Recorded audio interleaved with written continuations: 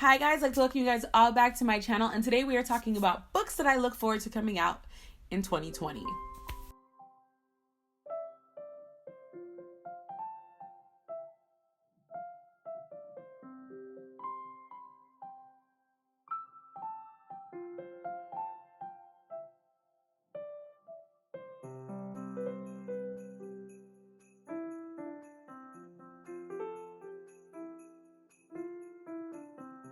Now, a lot of my highly anticipated books from last year were kind of lackluster, so I'm not going to call it highly anticipated. These are just the books that are already on my radar for 2020.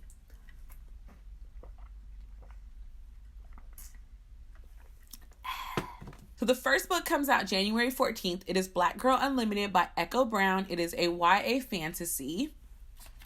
And I'm just going to read it. I took notes. But okay, so Echo Brown is a wizard from the East Side where apartments are small and parents suffer from addictions to the White Rocks. Yet there is magic everywhere. New portals begin to open when Echo transfers to the rich school, the West Side, and an insightful teacher becomes a pivotal mentor. So obviously this book grabbed my attention because it literally says Echo Brown is a wizard and Echo Brown is a black girl. And I've said this a bajillion times. I have been waiting for a story with a black girl wizard. Like, I've gotten black girl fighters, black girl magi, black girl whatever, but I have yet to get a wizard. So I'm intrigued. We'll see. We'll just see. The next book on the list is Riot Baby by Tochi Onyebuchi. Obviously, y'all know I like him. Y'all know I like his books. But he has a book that's supposed to be coming out on January 21st. And this is actually adult fantasy sci-fi. So the thing is, Ella and Kev are brother and sister, both gifted with extraordinary power. Their childhoods are defined and destroyed by structural racism brutality. Their futures might alter the world. When Kev is incarcerated for a crime of being a young black man in America, Ella, through visits both mundane and supernatural, tries to show him the way to a revolution that could burn it all down. So again, I obviously love Tochi's writing. I'm intrigued for this story because I'm hoping what this story is going to do is take a different spin on the constant stories about black trauma, because I'm not reading stories where black people are constantly in pain anymore. I can't do it. So I'm hoping that this is not one of those. I'm hoping that this is going to be like a different take on it. So we'll see, but who knows, because I have no idea and I try not to read too much and I kind of trust Tochi. So we'll see how this goes. So the next book is a book that I have been waiting for 2 years, and that is Deathless Divide by Justina Ireland. Why does her name sound familiar? Because Justina Ireland wrote Dread Nation. So Dread Nation book number 2 is officially coming out on February 4th, and it's obviously I can't talk about this book. I'm going to if you haven't read Dread Nation is a different take. So it's actually black speculative in that sense, because it's what if zombies came out the ground on the last day of the Civil War. My neighbor and his bougie truck or bougie car. Great. But yes, so I can't wait to see how this book goes. I need to re-listen to the audiobook of Dread Nation, because the audiobook of this is really good. And the same girl that read the first book, she read the second one. So I'm very ready for this book. The next book that I'm interested in is A Phoenix Must Burn. It is an anthology edited by Patrice Caldwell. It comes out on March 10th. It has authors such as Elizabeth Acevedo, A. Marie, Danielle Clayton, Jaleesa Corey, Samaya Dued, Charlotte Davis, Alea Dawn Johnson, Justina Ireland, Danny Lore, L.L. McKinney, Danielle Page, Rebecca Roanhorse, Karen Strong, Ashley Woodfork, and E.B. Zoboy. And then it's 16 tales that explore the black experience through fantasy, sci-fi, and magic. So again, I've been reading, I feel like there's at least one set of an anthology black book that comes out every year. So I try to read each and every one of them. I haven't actually found the urge to buy them though. So maybe this one might be the one that I actually buy instead of get from the library. So the next book on my list is adult fiction, and it is Lakewood by Megan Giddings. It comes out on March 24th. And this one catches my eye because it says, part The Handmaid's Tale, part The Immortal Life of Henrietta Lacks. When Lena Johnson's beloved grandmother dies and the full extent of the family debt is revealed, the Black millennial drops out of college to support her family and take a job in the mysterious and remote town of Lakewood, Michigan. On paper, her job is too good to be true. High paying, no out-of-pocket medical expenses, a free place to live. All Lena has to do is participate in a secret program and lie to her friends and family about the research being done. I don't know how I feel about this story plot, because it almost gives me, the part, like the way the government like illegally implanted the ghetto with syphilis to test and see how it would go, and then tried to cover it up and try to make it seem like it. Again, if you don't know about that story, look it up on Google. It's a real thing. So I don't know how this story is gonna go. I've never read a book from Megan Giddings. I'm trying to dive more into adult fiction, so I've been looking at what type of adult fictions would catch my eye. And that story, for some reason, stuck with me. So I was like, okay, we'll listen. The next book on the list is The City We Became by N.K. Jemisin. It is an adult fantasy book. This will be my first... I don't know if she's written any more adult fantasy. Honestly, I don't know. But this will be my first N.K. Jemisin. I've heard good things about her. I don't know how I haven't dived into her books yet, but I just haven't yet. So this one comes out March 26th. This is 5 New Yorkers must come together in order to defend their city. Each city has a soul. Some are ancient as myths, and others are as new and destructive as children. NYC, she's got 5. But every city also has a dark side. A roiling ancient evil stirs beneath the earth. Pause. Threatening to destroy the city and her 5 protectors unless they come together and stop it once and for all.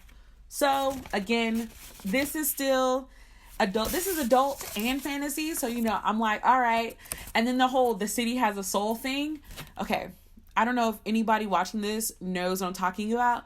When you hear a city has a soul, do you not think of Ocarina of Time when when Link has to go to that tree? Does anybody else not get that vibe? Okay, whatever. If you know what I'm talking about, leave me a link or leave me a comment so we can chat. Yeah. All right. Book 7 is one that is so bittersweet. It is Night of the Dragon by Julie Kagawa. It is the Shadow of the Fox number 3. Obviously, this is a fantasy YA book. It comes out on April 2nd. Actually, no. On one list, it says March 31st. On another list, it says April 2nd. I don't know. But this is the conclusion to the Shadow and the Fox series, which you guys know I love. I've been talking about it for the past 2 years. It's so bittersweet. Like, I want to know what happens. I need to know what happens. But I know once I know the book is over, that means the story is over. And I'm going to have to find another Julie Kagawa book that holds me like that. Because that was my first Japanese imperial samurai inspired fantasy story that I read. And I loved it. So I'm just like, like, I want it to finish. But I don't want... I want her to keep writing more books. Yeah. Another book that's coming out that obviously is I've already pre-ordered this book. I should just preface that. It is Clap When You Land by Elizabeth Acevedo. This is a YA contemporary poetry book that comes out May 14th. And I'm not ready. The premise of this book makes me feel like I'm going to cry while reading it. So I'm just going to read it to you guys. So it says, Camino Rios lives for the summers when her father visits her in the Dominican Republic. But this time, on the day when his plane is supposed to land, Camino arrives at the airport to see crowds of crying people. In NYX, Yahaira Rios is called to the principal's office where her mother is waiting to tell her that her father, her hero, has died in a plane crash. Separated by distance and Poppy's secrets, the two girls are forced to face a new reality in which their father is dead and their lives are forever altered. And then, when it all seems like they've lost everything of their father, they learn of each other. So Poppy was a Rolling Stone for one, had a whole family in DR. Like, I feel like at this point it's about to be like, it's going to be one of those like soul food style movies where like the whole bomb just drops. And then I feel like the two sisters are going to have me crying because I love my daddy. I am a huge daddy's girl. So any book where it's like, where it's highlighting that relationship, I know I'm going to be in my feelings, so I can just prepare now. The next book is The Gilded Ones by Namina Forna. It is a YA fantasy, and I was immediately drawn to this because I think Amber from Stop and Smell the Pages, she had, she posted this in her Instagram stories, I think, and the cover is stunning. But the story actually turns out to be pretty dope. So it comes out on May 26th. It's a West African-inspired feminist fantasy series. Ironically, all the West African fantasy series that have come out, CBB, Kingdom of Souls, Daughters of Nari, all of them actually are girl-based. I wonder if we're going to get a guy one at some point. But yes, it says, girls are outcast by blood and warriors by choice. Decca is waiting for the blood ceremony that will determine whether she will become a member of the village of Redbloods. But on the day of her ceremony, her blood runs gold, the color of impurity, which means she will face consequences worse than death. A mysterious woman comes to her with an offer: stay in her village and submit to her fate, or leave to fight for the emperor in an army of girls just like her called Alaki, near immortals with rare gifts. I don't need to say more. Speaking of, Kingdom of Souls 2 is supposed to come out September 7th. And if you haven't read Kingdom of Souls by Rena Barron, where have you been, bro? You hear me talk about this book all the time. I even made a video. Where you been? Another book on my list that is actually an adult fantasy / paranormal is by my boo Jay Kristoff, you know, the one from the Nevernight series. So he's writing a book called Empire of the Vampire. It's an illustrated dark fantasy epic. So basically, from what I understand, it's in a realm of darkness where vampires roam free, and there used to be like a guild of people that protected the humans from vampires, but like there's one guy left standing. So I don't know, I'm intrigued. Jay Kristoff is another one of my, he's like a dark fantasy god for me. Like, I love his dark fantasy books, and I'm sure it's about to be bloody and gory and just fantastic. The next book is actually, I'm behind in this series, but it's called The Burning God by R.F. Kuang. It is another adult fantasy. Now, I talked about the Poppy War in books that surprised me and, you know, my best books of 2019. And I actually have The Dragon Republic from the library that I plan on reading in January. So this is the third, I think this is the third and final book. It comes out on November 9th. So I've got pretty much the entire year to read the second book, The Dragon Republic. So the next book that I'm going to read, I saw the cover of this. I had no idea what it was, but the person on the cover was stunning. So the title of the book is All Boys Aren't Blue. It's by George M. Johnson. It is a nonfiction memoir LGBTQ queer book. And I specifically looked for a nonfiction because I want to get more nonfiction in my life. And I want us to have more conversations about nonfiction books. And for God's sakes, I'm an adult. I should read nonfiction books.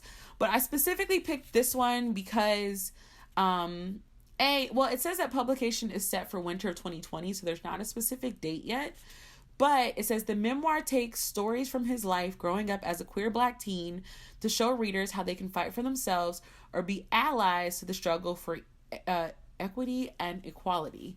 So obviously, I am not a part of the LGBTQ community, but I see no reason why I can't learn more, I guess is the best way to put it. It's like I want to learn more without asking them, if that makes sense. Like the same way I tell Caucasians to not ask me what the Black experience is. It's the same way I kind of feel about the LGBTQ, even though a lot of my friends that are LGBTQ, they're just very open about it. So I kind of want to read this book, and I just want to know who else is going to read it so we can have like an in-depth discussion. This might be a book for the live. Yeah. Another Tochi Onyebuchi book. I mean, so after the live that I did with the Jerry, we learned that Tochi actually watched our live. So how freaking dope was that? Yeah, I'm still so excited. But he let us know War Girls 2 is coming out in 2020. He doesn't have a specific date yet, but if you don't know what I'm talking about, I'll leave a link. That was like day 8 of Vlogmas. So I'll leave a link that you guys can check it out. If you haven't read War Girls 1, get on it. It's a fantastic story. So I think this is the last book on my list. Is it? Let's see. Yeah, so this is the last book on my list, and that is A Crown So Cursed by Ella McKinney. This book comes out, well, it says on everything 2020. There's not a specific date, but this is the third and final book in her series. Like I said, book 2 kind of ended in a way that I didn't know that we were getting a book 3. I don't know what's left. Like, how many books is in this series, I guess, is my question. We'll see. I'm still excited to read it. All right, I've been babbling a lot about this book. I want to thank you guys so much for checking out my channel. And until the next one, bye.